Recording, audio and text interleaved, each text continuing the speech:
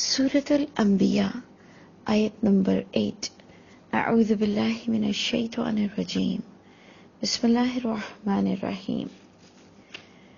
ہم پچھلا پڑھ رہے تھے کہ کفر کرنے والے نبی کریم صلی اللہ علیہ وسلم کی شخصیت کو ان کی شخصیت پر ڈسکس کر رہے تھے کہ یہ کیسا نبی ہے جو بشر ہے، جس پر جواب دیا گیا کہ پچھلے بھی تمام انبیاء بشر ہی تھے، اور پھر اس کو اور کنٹینیو کرتے ہوئے کہا گیا کہ وَمَا جَعَلْنَاهُمْ جَسَدًا، نہیں بنایا تھا ہم نے ان کو کوئی ایسے جسم نہیں دیے تھے ہم نے کہ لا یأکلون الطعام، کہ نہ وہ کھا سکتے ہوں کھانا، وَمَا كَانُوا خَالِدِينَ، اور نہ ہی وہ سدا رہنے والے تھے۔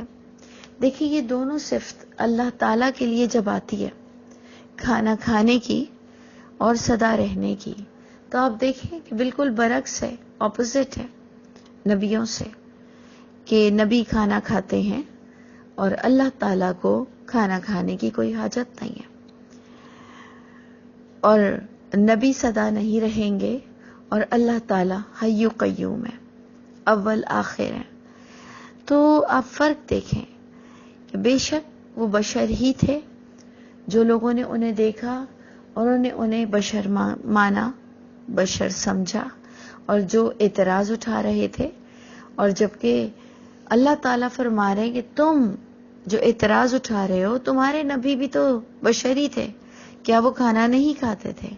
کیا وہ اس وقت تمہارے ساتھ ہیں؟ یعنی سدا رہنے والے تو وہ بھی نہیں ہیں، جس پر اگر آپ غور کریں تو آگے اسی چیز کو کنٹینیو کچھ اس طرح سے کیا گیا کہ اگر تم نبی کا کہنا نہیں مانتے ہو، وحی کی اتباع نہیں کرتے ہو، تو سوچ لو کہ تمہارا انجام کیا ہوگا۔ جو آیت نمبر 9 کچھ اس طرح سے بات کرتی ہے کہ ثم صدقناہم، پھر سچ کر دکھایا ہم نے ان سے الوعدہ، وعدے کو، پھر سچ کر دکھایا ہم نے ان سے وعدہ، فانجیناہم، پس نجات دی ہم نے ان انبیاءوں کو، ومن نشاء، اور جس سے بھی ہم نے چاہا نجات کے لیے۔ اس پر ہم دیکھیں گے وہی اصول رکھ کر کہ اللہ تعالیٰ کسے نجات دیتے ہیں کہ جو نبیوں کا ساتھ دیتا ہے، چاہے ان کی زندگی میں، چاہے ان کی زندگی کے بعد، جب وہ وحی کے مطابق زندگی گزارتا ہے، انبیاؤں والے کام کرتا ہے، تو انشاءاللہ سب کا مقدر پھر نجات ضرور ہوگا۔ تو اللہ تعالیٰ فرماتے ہیں پھر سچ کر دکھایا ہم نے ان سے وعدہ، نجات دی ہم نے ان کو، اور جسے ہم نے چاہا، وَأَهْلَكْنَا الْمُسْرِفِينَ، اور ہلاک اور برباد کس کو کیا؟ المسرفین، جنہوں نے حدودوں کا پاس نہیں کیا، جنہوں نے انتہا کر دی۔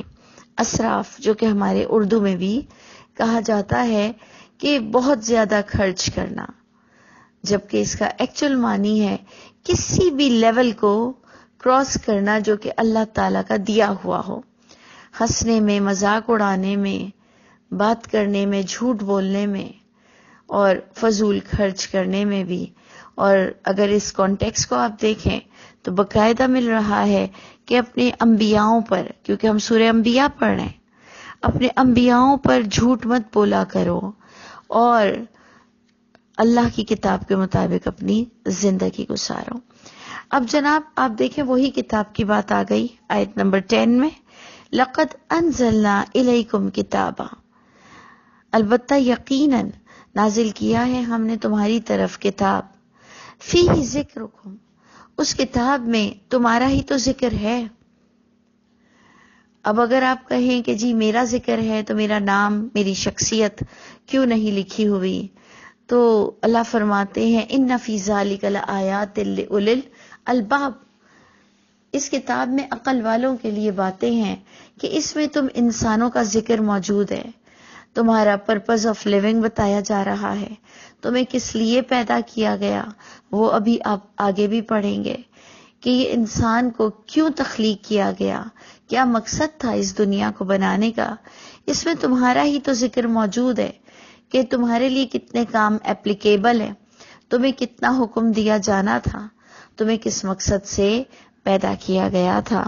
اور پھر آپ دیکھیں انڈیویجولی حیثیت سے اللہ تعالیٰ فرما رہے ہیں افلا تعقلون، یعنی ہر ایک کو کہہ رہے ہیں کہ کیا پس تم عقل سے کام نہیں لوگے، یعنی اس میں تمہارا ہی ذکر ہے تو کیا تم اپنی ڈیوٹی کو اس کتاب میں سمجھنے کی کوشش نہیں کرو گے کہ تمہیں کیا کام دے کے دنیا میں بھیجا گیا، کیا اب تم عقل سے کام نہیں لوگے؟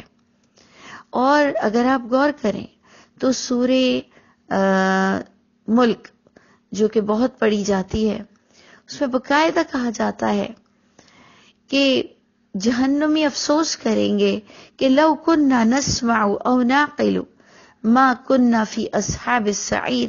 دیکھیں عقل کی بات آ رہی ہے، لو کننا نسمع او نعقل، کاش ہم سن لیتے یا ہم عقل سے اس کتاب کو سمجھ لیتے، یعنی آپ کو اس کتاب کے مطابق عقل چلانی ہے۔ لیکن ہمارے بڑے کہتے ہیں دین عقل سے نہیں نقل سے ملتا ہے، اور پورا قرآن اس پر ڈسکس کرتا ہے کہ نقل مت کرنا اگرچہ کہ باپ دادا ہدایت یافتہ نہ ہو، یعنی بڑوں کی اس وقت پیروی نہیں کرنی جب وہ اللہ کی کتاب کے مطابق اپنی عقل کو استعمال نہ کرتے ہوں۔ یہ اتنا بڑا تحفہ ہے عقل کا استعمال کرنا، لیکن کچھ حدودوں کے ساتھ، اور وہ حدیں ہمیں قرآن اور الہامی کتاب کی صورت میں دے دی گئی۔ ہم نہیں کہہ رہے ہیں کہ ہم جو سوچیں اور جو ہماری عقل جس بات کی گواہی دے وہ حق ہے، بلکہ واقعی عقل آپ کو برباد کر دے گا اگر آپ کے پاس کوئی کرائیٹیریا نہ ہو۔ اس لیے اپنی عقل کو اللہ کی کتاب کے مطابق استعمال کرنا حدودوں کی پاسداری ہے، اور اسی کو ہی مسرف کہا جاتا ہے جو ان حدودوں کا خیال نہیں رکھتے ہیں۔ اور کب خیال نہیں رکھا جاتا؟ جب علم حاصل نہ کیا جائے اور اس کو ڈسکس نہ کیا جائے۔ تو اللہ تعالیٰ فرماتے ہیں کہ یہ کتاب ہم نے نازل کی جس میں تمہارا ہی ذکر موجود ہے کہ تم غور و فکر کرو کہ تمہیں کیا ڈیوٹیز دی گئی ہیں، اب تم عقل سے کام نہیں لوگے کیا؟ اور اگر عقل سے کام نہیں لوگے تو تمہارا انجام کیا ہے وہ آگے لکھا ہوا ہے۔ وَكَمْ قَسَمْنَا مِنْ قَرْيَةٍ، اور کتنی ہی برباد کر دی، پیس ڈالی بستیوں میں سے، کانت ظالمہ، کیوں وہ پیس دی گئی، کیوں وہ تباہ کر دی گئی؟ کانت ظالمہ، وہ تھی حق مارنے والی، شرک کرنے والی، ظلم کرنے والی۔ وَأَنشَأْنَا بَعْدَهَا قَوْمًا آخَرِينَ، اور اٹھایا پھیلایا ہم نے ان کو پیسنے کے بعد، ان کی بربادی کے بعد، قومًا آخرین، ہم نے پھیلایا دوسرے لوگوں کو۔ یعنی ہم بھی اگر اللہ کی کتاب کے مطابق عمل نہیں کریں گے تو دیکھیں جانا تو ہے، ہم سب کو مرنا تو ہے۔ انبیاؤں کے بھی بارے میں اس وقت یہی لکھا ہے کہ وہ سدا نہیں رہنے والے تھے، سب کو مٹنا ہے، لیکن کچھ لوگ اللہ کی ناراضگی پر مٹتے ہیں اور کچھ لوگ اللہ کی بامقصد دی ہوئی زندگی گزار کر اور اللہ کی رضا حاصل کرتے ہوئے اس دنیا سے جاتے ہیں۔ اب یہ آپ پر ڈیپینڈ کرتا ہے کہ آپ اللہ کی کتاب کے مطابق کتنی عقل سے کام لیتے ہیں۔ تو اللہ فرماتے ہیں یہ تو اصول رہا کہ ظلم کرنے والا، شرک کرنے والے کو اللہ نے اپنی ناراضگی پر تباہ و برباد کیا اور دوسروں کو لاتے چلے گئے۔ فَلَمَّا أَحَسُّوا بَأْسَنَا، اب برے لوگوں کے بارے میں یہ بات لکھی ہوئی ہے کہ جب احسوا، انہوں نے محسوس کیا، بأسنا، ہمارے عذاب کو، یعنی بہت بڑی بات لکھی ہے، ذرا غور کیجئے کہ برے لوگوں کا حال یہ ہے کہ جب وہ محسوس بھی کر لیتے ہیں کہ اب ہماری بربادی قریب آ گئی ہے، تو کئی جگہ ایسے لکھا ہوا ہے کہ یہ عذاب بھی آتا ہوا دیکھ کر کہتے تھے کہ یہ بادل ہیں جو ہم پر برسنے والے ہیں، یا یہ برے حالات دیکھ کر بھی کہتے تھے کہ یہ تو دن ہے، عدلتے بدلتے رہتے ہیں۔ اگر ہم تکلیف میں ہیں تو اس کا یہ مطلب تھوڑی ہے کہ ہم پر اللہ کا عذاب ہے، جبکہ ہمیں انبیاؤں سے یہ طریقہ ملتا ہے کہ وہ کہتے تھے انی کنت من الظالمین. جب وہ تکلیف دیکھتے تھے تو کہتے تھے کہ بے شک ہم ہی ظالم ہیں. یہاں تک قرآن میں درج ہے کہ جب نبی خود اللہ کی راہ میں لڑتے تھے اور ان کا ساتھ دینے والے بھی ان کے ساتھ ہوتے تھے اور وہ ہلا دیے جاتے تھے، یعنی نبی اور نبی کا ساتھ دینے والے ہلا دیے جاتے تھے، یعنی اتنی تکلیف کو پہنچتے تھے کہ جسے کہا جاتا ہے ہل جانا، جو ہم اپنے اردو میں بھی کہتے ہیں کہ میں ہل گیا، کہ میں اتنا اس حد تک پریشان ہو گیا. تو اس حد تک اچھے لوگوں کو بھی تکلیف آتی ہے. اور وہ کہتے تھے متا، جس پر وہ کہتے تھے کہ اب کب آئے گی اللہ کی مدد، اور اللہ تعالیٰ فرماتے تھے کہ مدد میری بالکل ہی قریب ہے. تو آپ غور کریں کہ انسان کی زندگی کا مقصد نبیوں تک کو ہلا دیا گیا، نیک لوگوں تک کو ہلا دیا گیا، لیکن وہ سب ان کے لیے رحمت اور نجات کا باعث بنا، اور کچھ لوگ گناہ کر کے ہلا دیے جاتے ہیں اور اس کے بعد بھی اپنی غلطی کو تسلیم نہیں کرتے ہیں. اب جب یہاں کچھ آ رہا ہے اس انداز سے کہ جب برے لوگوں نے محسوس کیا ہمارا عذاب، اذا ہم منہا یرقدون، اس وقت جب وہ اس عذاب سے بھاگنے لگ گئے. اللہ تعالیٰ کا فرمانا کہ اب عذاب دیکھ کر تم کہاں بھاگ رہے ہو، لا ترکدو، مت بھاگو، ورجعو، اور لوٹو، ورجعو الی ما اترفتم فیہ، اور لوٹو طرف جو تم عیش و عشرت کا سامان دیے گئے تھے جس میں، جاؤ اپنی اس عیاشی کی طرف بھاگو. کہاں بھاگ رہے ہو؟ ان گھروں کی طرف بھاگو، ومساکنکم، جس میں تم پناہ لیتے تھے، جس میں تم کھلم کھلا اللہ کی نافرمانیاں کرتے تھے. جاؤ بھاگو، اب انہی عیش والی زندگی کی طرف دوڑو، انہی گھروں کی طرف دوڑو. لعلکم تسألون، تاکہ اب تم سے سوال کیا جائے گا. یعنی اب اینڈ ہو گیا. یہ وہ وقت ہے جب اللہ تعالیٰ انسان کو بڑی ڈھیل دیتے ہیں، سمجھاتے ہیں، طرح طرح سے انبیاؤں کو بھیجنا اور پھر کتاب کا محفوظ رکھنا، یہ سب کیا جاتا ہے. لیکن جب انسان اپنی مدت، اپنی ڈھیل کے دنوں میں بھی نہیں سدھرتا تو پھر عذاب آتا ہے اور پھر وہ بھاگتا ہے. پھر اللہ فرماتے ہیں اب کہاں بھاگو گے، ادھر ہی بھاگو، اب تو تم سے سوالات ہی ہوں گے. اور وہ انسان، وہ مجرم جو وہ کہتا ہے، اللہ تعالیٰ اس کو ایز اے اسٹیٹمنٹ یہاں پر ہمیں بتاتے ہیں کہ پھر وہ کیا کہتا ہے جب وہ پکڑا جاتا ہے. تو وہ کہتا ہے یا ویلنا، قولو، وہ کہتا ہے یا ویلنا، اے ہلاکت ہماری، اے بربادی ہماری، انا کننا ظالمین، بے شک ہم ہی ظالم ہیں. آپ نے دیکھا یونس علیہ السلام نے بھی یہی بات کہی، لیکن ان کو ایک اور موقع دیا گیا. اور جنہیں موقع نہیں ملتا تو اس کا یہ مطلب نہیں کہ یونس علیہ السلام سے اللہ نے کچھ ہٹ کر فیوریٹزم کی، اور عام انسان کو اللہ تعالیٰ مہلت نہیں دیتے ہیں، جبکہ وہ بھی کہتا ہے انا کننا ظالمین. یونس علیہ السلام نے بھی یہی کہا انی کنت من الظالمین. ایک کو مہلت مل رہی ہے، ایک کو مہلت نہیں مل رہی. تو یہ یاد رکھیے اللہ تعالیٰ کسی کے بھی ساتھ ناانصافی نہیں کرتے ہیں. ایک انسان کے، ہر انسان کے پاس ایک لمٹ ہے.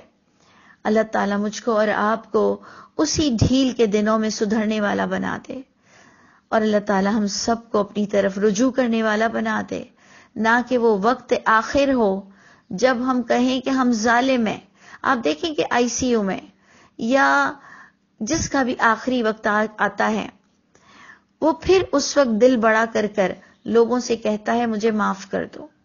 آپ دیکھتے ہوں گے آپ کی زندگی میں ایسے آپ کو کئی لوگ ملتے ہوں گے کہ وہ پوری زندگی اپنے تکبر میں کبھی کسی کو سوری نہیں کہہ سکے، کبھی اپنے گناہوں کو فوکس نہیں کر سکے، اپنا محاسبہ کبھی انہوں نے خود نہیں کیا، لیکن جب وہ مرنے لگتے ہیں اور ان پر یہ بات کلیئر ہو جاتی ہے، یا انہیں کوئی ایسا موذی مرض، جان لیوا مرض مل جاتا ہے، پھر وہ سب کے آگے ہاتھ جوڑ کر کہتے ہیں مجھے معاف کر دینا، مجھے معاف کر دینا۔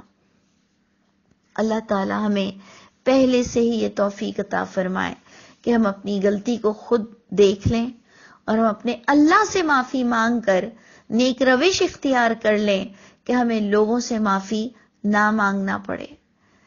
اللہ تعالی ہم سب کو ڈھیل سے پہلے ہی، ڈھیل کی مدت ختم ہونے سے پہلے ہی سنورنے والا اور یہ بات کہنے والا بنا دے، تو انشاءاللہ بہت چانسز ہیں کہ جیسے یونس علیہ السلام کو معافی مل گئی، ایسے انشاءاللہ مجھ کو اور آپ کو بھی مل جائے گی۔ تو جناب اللہ فرماتے ہیں جن کا وقت ختم ہو جاتا ہے اور جب وہ کہتے ہیں کہ انا کننا ظالمین، تو اللہ تعالیٰ اس کا جواب بھی کیا دے رہے ہیں؟ اللہ تعالیٰ فرماتے ہیں فما زالت تلک دعواہم،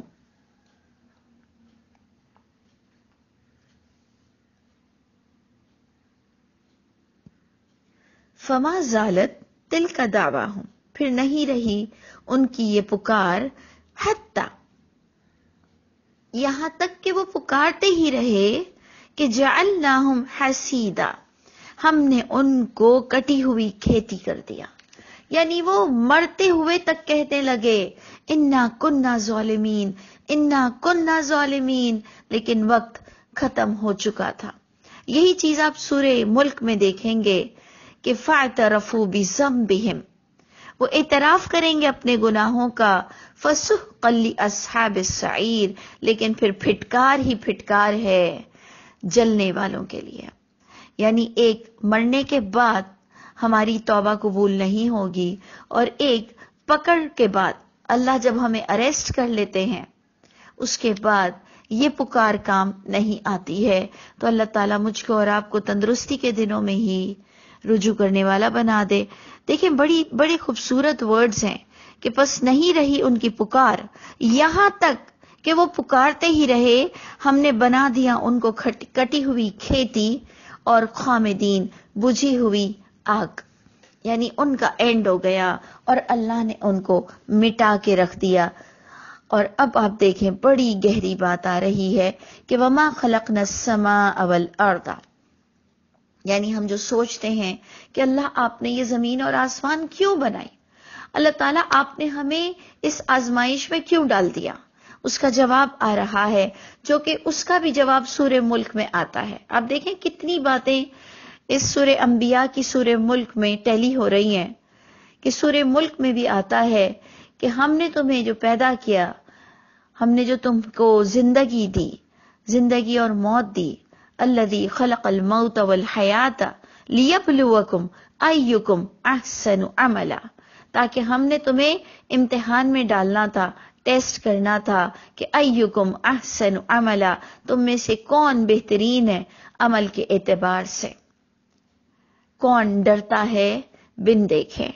تو اب دیکھیں یہاں پر بھی کیا بات آ رہی ہے، نہیں پیدا کیا ہم نے آسمانوں کو اور زمین کو، وما بینہما، اور جو ان آسمان اور زمین کے درمیان ہے، ہم نے کوئی لاعبین، کھیل کود کے لیے یہ تمام چیزیں پیدا نہیں کی ہیں۔ یعنی آپ نے دیکھا پہلا لفظ کیا آ رہا ہے، کھیل کود کے لیے پیدا نہیں کیے ہیں، جبکہ اس کو بھی اگر ہم غور کریں تو کھیلنا کودنا حرام نہیں ہے، کھیل کود منع نہیں ہے، یہ ہماری زندگی کا ایک حصہ ہے اور اسے اللہ نے حرام قرار نہیں دیا۔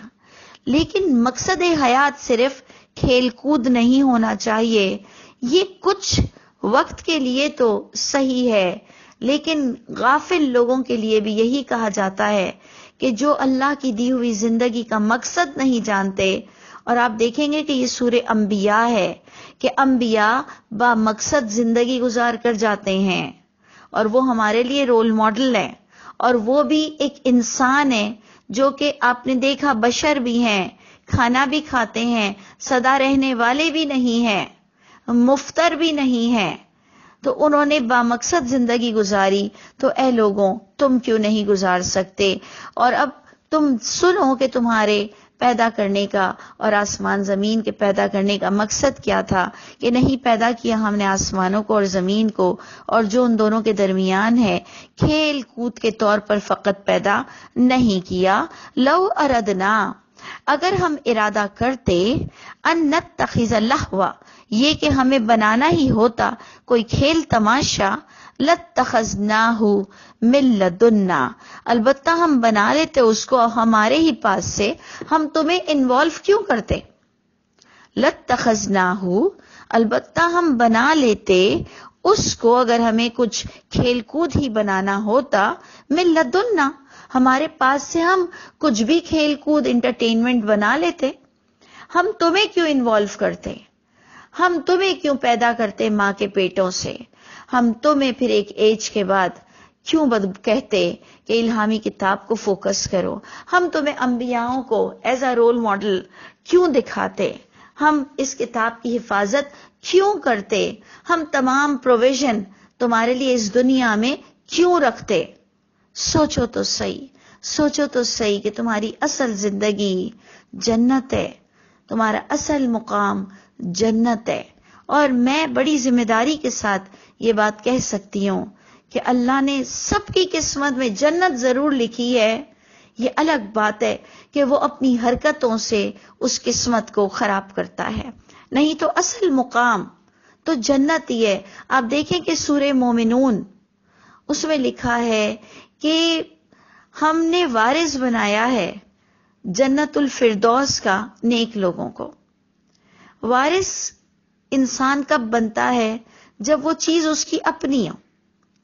اور یقیناً اللہ تعالیٰ ہر ایک کو نیک بنانا چاہتے ہیں، جبھی تو کتابوں کو محفوظ رکھتے ہیں، جبھی تو انبیاؤں کا سلسلہ چلا اور یقیناً انبیاؤں کے سلسلے کو اختتام دے دیا گیا کہ گویا اللہ کی کتاب سدا محفوظ رہے گی. یعنی یہ اتنا فنڈامنٹل ایک پوائنٹ ہے جو کہ اگر سمجھ آ جائے تو آپ کے لیے زندگی سہل ہو جائے، آپ اپنے مقصد کو پا لیں اور پھر اس ٹارگٹ کو اچیو کرنے کی آپ پوری طور سے کوشش کر لیں کہ ہمیں جنت الفردوس کی وراثت دی گئی ہے، لیکن ہم خود اپنے ہاتھوں اس وراثت کو برباد کرتے ہیں. تو اللہ فرماتے ہیں اگر ہمیں کچھ کھیل تماشا ہی کرنا ہوتا ہم اپنے پاس سے ہم ہی اس میں انوالو ہوتے اور تمہیں انوالو نہ کرتے. انا کننا فاعلین اگر کہ ہمیں کرنا ہوتا یہ کام. انشاءاللہ پھر آگے ڈسکس کریں گے. بڑی آگے گہری بات آ رہی ہے کہ ہمارے زندگی کے مقصد کو اور کلیئر کیا گیا. اللہ تعالی ہمیں مومنوں میں سے کر دیجئے. اللہ تعالی ہم سب کے حامی و ناصر ہوں.